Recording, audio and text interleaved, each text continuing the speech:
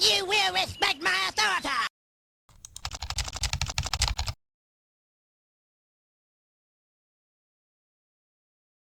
God's silly vassal, James VI of Scotland and first of England, was a strong believer in the divine right of kings.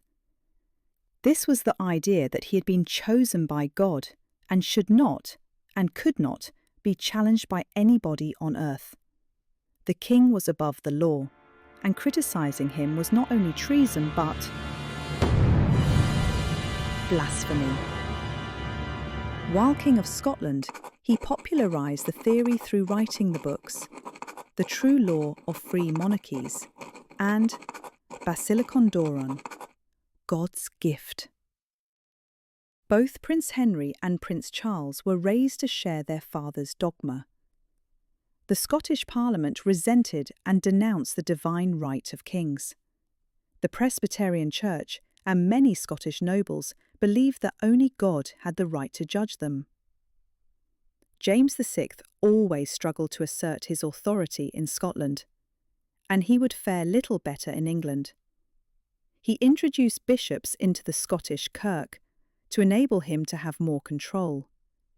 This action was hated. Outspoken Presbyterian minister Andrew Melville described James as God's silly vassal. Once James I arrived in England, he found he was out of step with England's political traditions, especially the growing importance of common law and parliamentary consent. He was tone-deaf to the political mood.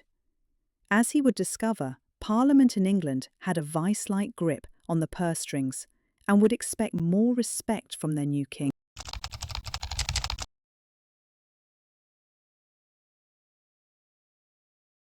Show me the money.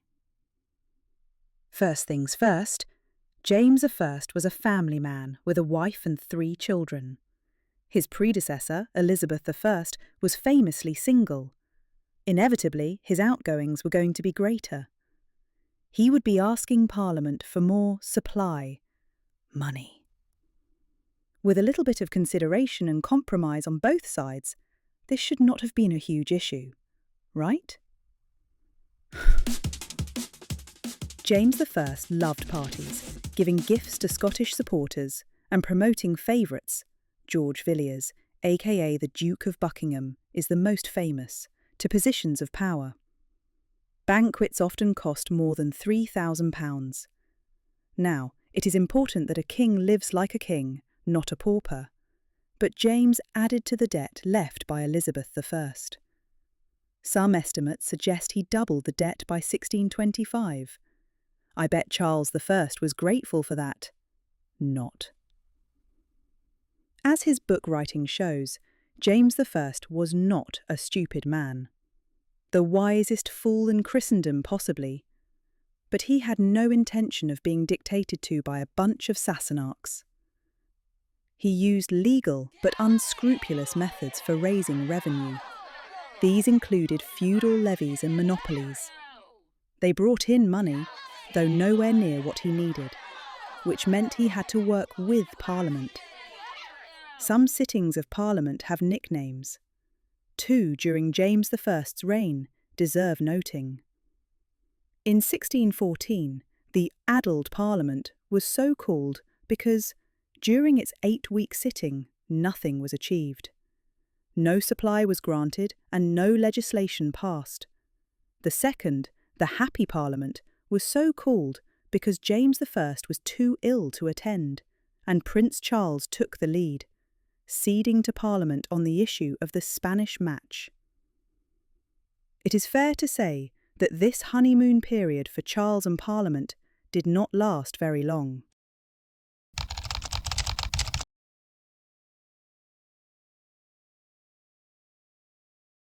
The King James Version. Baptised a Roman Catholic in 1566, and the son of a pious Roman Catholic martyr, Queen of Scots. The excitement English Catholics felt upon the crowning of James I made sense. Here was a king who would respect their right to worship as Catholics. they would no longer be persecuted and fined for failing to attend Anglican services. Well, that would have been lovely, but James was raised to loathe his mother and everything she stood for, especially her faith. He was educated by Protestants and ruled as a Protestant king in Scotland. English Protestants had more reason to be optimistic than their Catholic countrymen. Puritans were particularly keen. Maybe now the church would be purified. At last. They may not have realised that James was, an Episcopalian. Oops. Upon arriving in England, James I quickly realised that the English Reformation, kick-started by Henry VIII and reliant upon the success of Elizabeth I's via media, was fragile. He committed to upholding the Anglican Church, but he also tried to listen to the demands of Catholics, Anglicans, and Puritans. At the 1604 conference at Hampton Court Palace, James placated the Puritans, but did not satisfy them. He forgot to invite any English Catholic representatives. Odd that.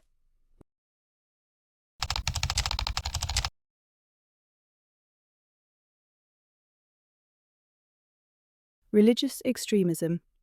If you expect little and receive less, the disappointment will be proportionate.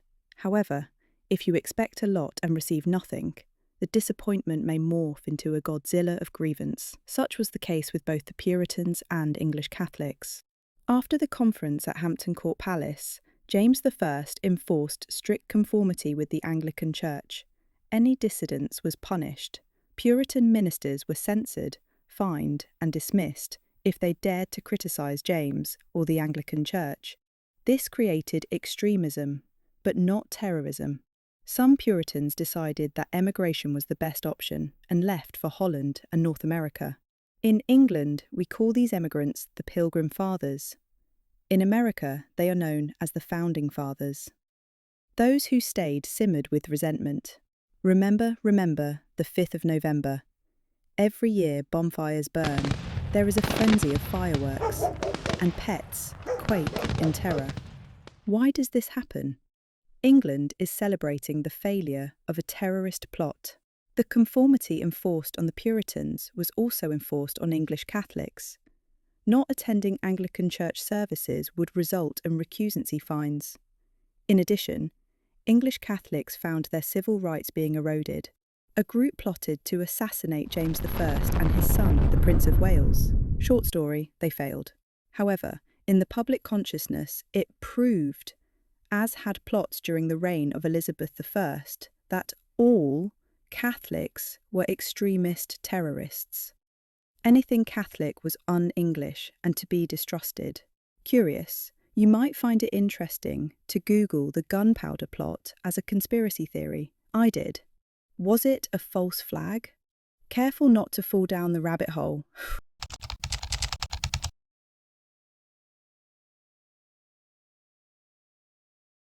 Foreign affairs. Earning him the nickname Rex Pacificus, the King of Peace, James I's foreign policy aimed to maintain peace through alliances and avoiding costly wars. All very common sense. It reminds me of Henry VII's approach.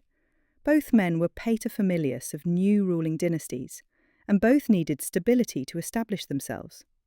James's first diplomatic act was to end the 19-year conflict with Spain, and he worked tirelessly to forge alliances through marrying his children to powerful continental rulers. His daughter, Princess Elizabeth, married the Protestant Elector Palatine Frederick V. He hoped his surviving son, Prince Charles, would marry into the Spanish royal family. This did not happen. However well-meaning, James I's foreign policy jarred with the zeitgeist of early 17th century Europe. The 30 Years' War was gorging on European flesh, and this was not a time to be pragmatic. English Protestants and Parliament expected him to collaborate with European Protestants and condemn European Catholics. When James failed to support his daughter and son-in-law against Catholic aggression, people were angered. Why was he not willing to support a fellow Protestant state? Conspiracy theories were fueled further by James I's attempts to forge a Spanish match between Prince Charles and the Spanish Infanta. After around 10 years of back and forth, the match collapsed because James was uncomfortable with the expectation that Prince Charles would convert to Roman Catholicism. The reason the match failed should have reassured the English. James was ensuring that England would not be ruled by a Roman Catholic. It did not. Prince Charles was, relatively quickly, married off to the French Catholic princess Henrietta Maria.